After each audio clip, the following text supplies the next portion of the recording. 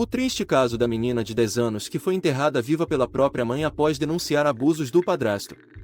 Bem-vindos ao canal Coda BR. Hoje vamos falar sobre um crime que abalou uma pequena cidade, no interior do Brasil. No município de Brasilândia, Mato Grosso do Sul, uma menina chamada Gabriele Magalhães nasceu, cresceu e se desenvolveu, como qualquer outra criança.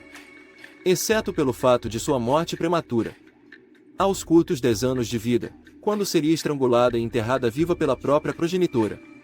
Emileide Magalhães, mãe de Gabriele, deu à luz a menina no ano de 2009, quando tinha 19 anos. O pai da criança não teve um relacionamento duradouro com a mulher, que logo separou-se dele, para anos mais tarde iniciar um relacionamento com um homem chamado André Piauí. Emileide havia encontrado em André um porto seguro, uma paixão que até então nunca havia experienciado. Seus diversos relacionamentos anteriores e seu passado conturbado, com histórico de tráfico de drogas, haviam desiludido a mulher acerca da vida. Agora, encantada pelo homem que havia se apaixonado, Emileide passou a enxergar a vida de outra forma. Contudo, ironicamente, passou também a fechar os olhos para muitas das coisas ruins que ouvia acerca de André.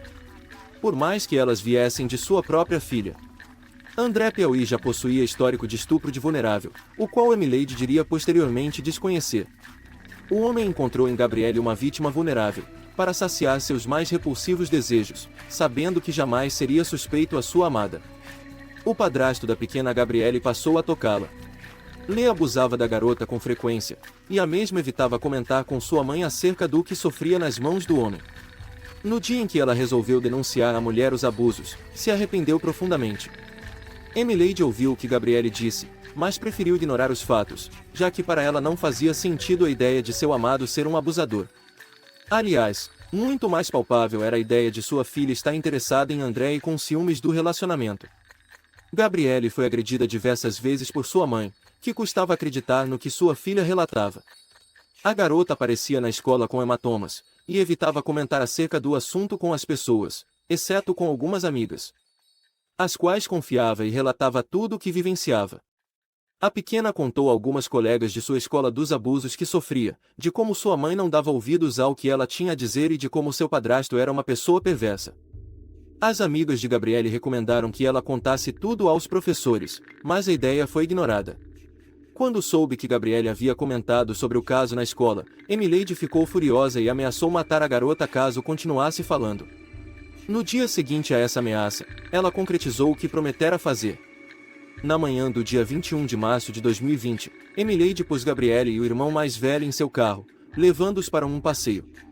Ela dirigiu até uma estrada de barro, parando em uma área de mato vazia, onde desceu do veículo e arrastou Gabriele até próximo de um buraco. Lá, a mulher teria usado um fio elétrico para asfixiar a própria filha, após iniciada uma série de agressões. Quando viu que a garota já não lutava mais pela própria vida, jogou-a de cabeça para baixo no buraco e chamou seu filho para que a ajudasse a enterrá-la. O garoto, que na época tinha apenas 13 anos, disse em relato posterior que estava muito assustado com a situação, mas ainda assim ajudou a mãe a cobrir o buraco no qual estava Gabriele. Foi nesse momento que ele percebeu que a garota ainda clamava por socorro. Mesmo após toda a violência empregada por Emileide, sua filha ainda seguia respirando, e nas palavras de seu irmão, ainda sussurrava súplicas de socorro. Restos de cupinzeiros e de terra foram jogados em cima da pequena Gabriele, que logo não conseguiria mais sequer sussurrar. Na cena do crime, apenas os pezinhos da vítima foram deixados para fora de sua cova. Emileide deixou o local com seu filho, voltou para casa e passou no mercado para comprar bebida. Naquela noite, ela ligaria para a polícia, dizendo que sua filha havia desaparecido. Não demorou muito para que Emileide voltasse atrás, e horas após a denúncia do desaparecimento, a mulher se entregou. Contando a verdade à polícia e indicando o local onde teria matado sua própria filha, Gabriele. A criminosa foi encaminhada ao presídio de Três Lagoas. Seu depoimento e o de seu filho foram ouvidos. Mas o julgamento que finalizaria o caso Gabriele Magalhães só viria a ocorrer 2 anos depois, em janeiro de 2022. Em seu julgamento, Emileide Magalhães optou por falar diante das acusações que lhe eram direcionadas. Ela em momento nenhum negou ter cometido o crime, mas quando questionada pelo juiz acerca de suas motivações, ela respondia: "Não sei falar para o senhor." A acusada também disse que, na manhã em que cometeu o crime, Estava sob efeito de bebidas alcoólicas e havia usado muita cocaína. Isso nunca chegou a ser confirmado, mas a dona do mercado no qual Emileide havia ido naquela manhã, negou que ela parecesse estar bêbada. Quanto ao fato dos frequentes estupros cometidos por seu namorado, André Piauí, Emileide afirmou nunca ter tido ciência dos abusos cometidos por ele contra sua filha, e disse que o mesmo ainda trocava cartas com ela, dizendo ser inocente. Em um momento-chave do julgamento, o promotor do caso, Luciano Anechini, confronta Emileide, quando diz que a mesma não cumpria com suas obrigações como mãe, sequer sabendo por onde andavam seus filhos e o que sofriam, nas mãos de outras pessoas.